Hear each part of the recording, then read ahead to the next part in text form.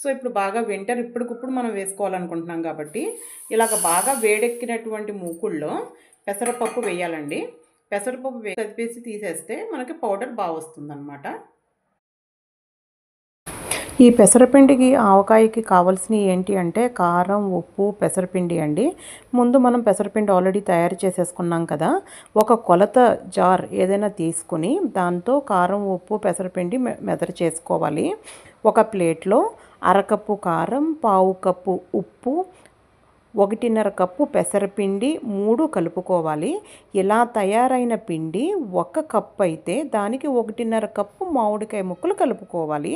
బాగా కలుపుకున్న తర్వాత దానికి ఆయిల్ కూడా వేసుకుని కలుపుకోవాలి. ఆయిల్ అంతా బాగా పట్టించాలండి. అప్పుడు కమ్మగా టేస్టీగా ఉంటుంది. మార్నింగ్ వేసుకుంటే ఈవినింగ్కి రెడీ అయిపోతుంది. చాలా టేస్టీగా ఉంటుందండి. ఇది ఫైనల్ అవుట్పుట్.